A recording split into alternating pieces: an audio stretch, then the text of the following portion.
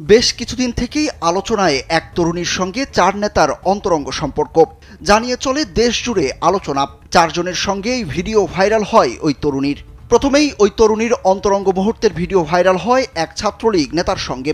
এরপর এক এক করে আওয়ামী লীগ নেতা ও ইউনিয়ন পরিষদের 2 চেয়ারম্যান ও এক উপজেলা চেয়ারম্যানের সঙ্গে ভাইরাল হয় গোপন সেই সব ভিডিও। এই চার নেতার কয়েকবারের অন্তত 36টি ভিডিও ক্লিপ ছড়িয়ে পড়ে বিভিন্ন সামাজিক যোগাযোগ মাধ্যমে। এক তরুণীর সঙ্গে চার নেতার গোপন সম্পর্ক টক অব দ্য টাউনে পরিণত হয়। পরপর 4 দিন সন্ধ্যায় এসব ভিডিও ভাইরাল হওয়ার পর ওই তরুণীকে জেল হাজতে যেতে হয়। একই তরুণীর সঙ্গে গোপন ভিডিও ভাইরাল হওয়া ওই চারজন বরগুনার তালতলী উপজেলা ছাত্রলীগের সাবেক সাধারণ সম্পাদক মিনহাজুল আবেদিন মিঠু। একমাত্র ওয়ালটন এসি দিচ্ছে 1 বছরের রিপ্লেসমেন্ট গ্যারান্টি এবং কম্প্রেসারের 10 বছরের গ্যারান্টি। নিশানবাড়িয়া ইউনিয়ন পরিষদের chairman doctor Kamruzzaman Bachchu, Pachakoralia union পরিষদের চেয়ারম্যান আব্দুর রাজ্জাক হাওলাদার এবং উপজেলা আওয়ামী লীগের সভাপতি ও উপজেলা পরিষদ চেয়ারম্যান মোহাম্মদ রেজবিউল কবির জমাদ্দার। এদিকে ভিডিও ভাইরালের বেশ কিছুদিন পর এবার ওই তরুণীর পরিবার এই চার নেতা ও জনপ্রতিনিধির বিরুদ্ধে গণধর্ষণ ও পর্নোগ্রাফি আইনে মামলা করেছেন। বরগুনা নারী ও শিশু নির্যাতন দমন ট্রাইব্যুনালে তরুণীর বাবা বাদী হয়ে এই মামলা দায়ের করেন।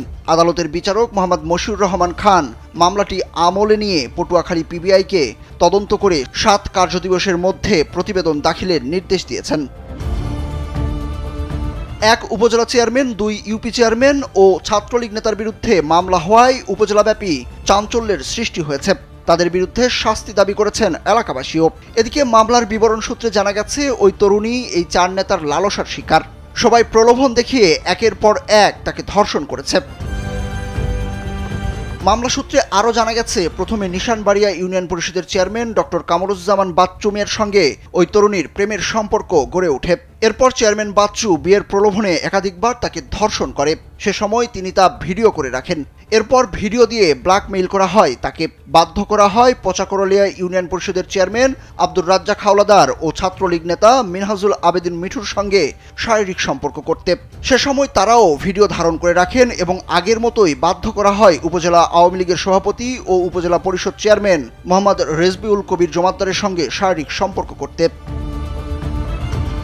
পটুয়াখালী পিবিআইয়ের অতিরিক্ত ডিআইজি মোহাম্মদ কামরুজ্জামান জানান, মামলার কপি এখনও তাদের কাছে পৌঁছায়নি। মামলার কপি হাতে পেলে তারা তাদের মতো তদন্ত করে প্রতিবেদন দেবেন। কোর্ট থেকে দেওয়ার পরে সঙ্গে সঙ্গে আমাদের কাছে আসে না, হয়তো 4-5 দিন বা 1 সপ্তাহ পরে এরকম দিলে হয় আর কি। ঠিক আছে, মামলাটা আসছে কিনা, আসলে তারপরে আমরা আইনের ব্যবস্থা নিব আর কি। কথা বুঝছেন? এখন ওইটা সম্ভবত আসে নাই। কালকে যেহেতু মামলা হয়েছে, সম্ভবত কালকের মামলা আমাদের কাছে আসে নাই। কথা বুঝছেন? এলাকাবাসী বলছেন একই তরুণীর সঙ্গে 4 নেতা ও জনপ্রতিনিধির ভিডিও ভাইরাল অবাক করেছে সবাইকে। এই ঘটনায় একে অপরের সঙ্গে যোগসূত্র না থাকলে সম্ভব নয় বলছেন তারা। তদন্ত সাপেক্ষে বিচার চেয়েছেন এলাকাবাসী। সুরুজ আহমেদ, কালবেলা।